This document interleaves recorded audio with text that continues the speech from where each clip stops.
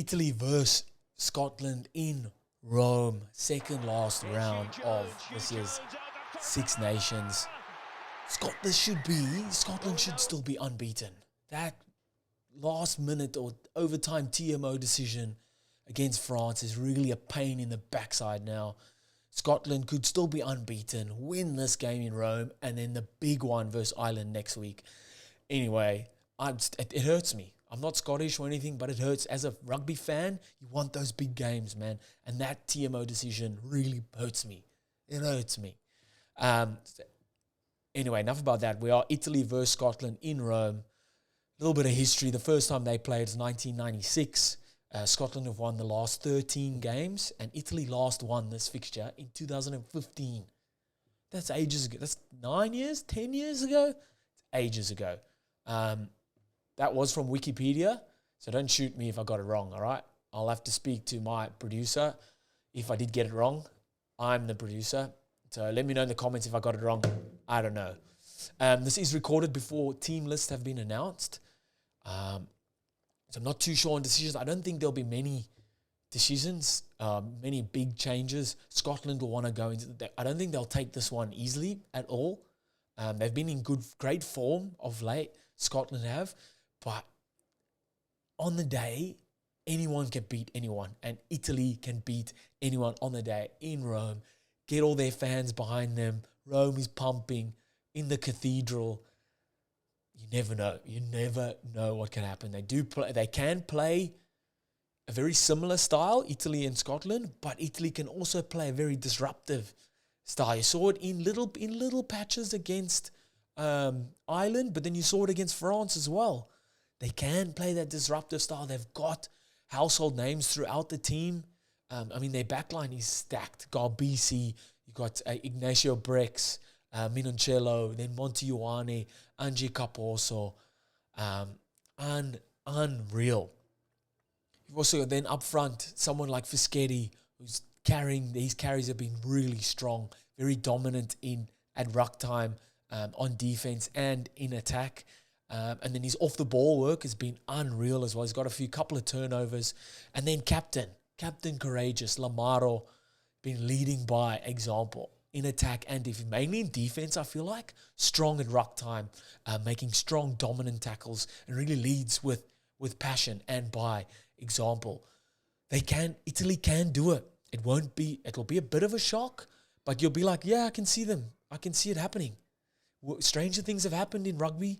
Stranger things that happen. Like I said, they get a roll on. They get their fans behind them. Massive. It can definitely happen. Looking at the Scottish team, again, I don't have the team list. Team lists haven't been announced yet, but Scotland are on one. They're on one. I know they won't be going into this kind of lighthearted or, yes, we're going to walk all over them. Cool, calm, collected, but still play their brand of rugby, really enforce their brand of rugby on to the Italian side. I mean, you've got Duan van der Merwe. You've got Hugh Jones has been playing unreal. I think Tuipulotu's injured, if I'm not mistaken. But you've got Finn Russell just absolutely doing what he wants, really. Doing what he wants. Carl Steyn has been really good for them. And then in the front, Rory Darge, unreal. Really on defense, attacking the rucks, and then strong dominant tackles. And then Pierre Schoeman getting over that vantage line for them every time he carries the ball, and just loving, obviously, the scrum time. Loving scrum time. I thought Jack Dempsey's really been good for them, carrying that ball over that vantage line. That's something they've kind of lacked sometimes, is getting the forwards to get that ball over that vantage line to set up for their backs. Their backs, we know, is their strong point, Scotland's backs. But they need that front foot ball. You need your forwards to be going forward to think of going out wide. And if you've got someone like Finn Russell just absolutely running the cutter, what they did really well is turning defense into attack and then making sure that the correct person gets their hands on the ball. A lot of times teams will do well in absorbing pressure on defense. When a mistake happens, they have to turn into attack, but then the wrong person gets their hands on the ball and they make the wrong decision. Whether it's they dummy, they think that's the right thing to do and make contact. Like, no, spread the ball. So what Scotland do really well is having their right players get the balls at the right time, or get the ball at the right time. and making those correct decisions. I don't see Italy, even though I've talked it up, yes, it could happen. I don't see it happening. I think Scotland are really at a level now where it's gone past that of, like no one's really expecting us to win. Like we'll try our best, but they're really at a level now where they want to be competing against everyone and against, I'd say, weaker sides, really dominant performances, putting points on the board, executing their plays really well. I mean, scoring those tries. I mean, that's what Scotland do. They're known for kicking to touch and going for the try and not going for points. They might go for points early in this one, but then look to play and score some tries.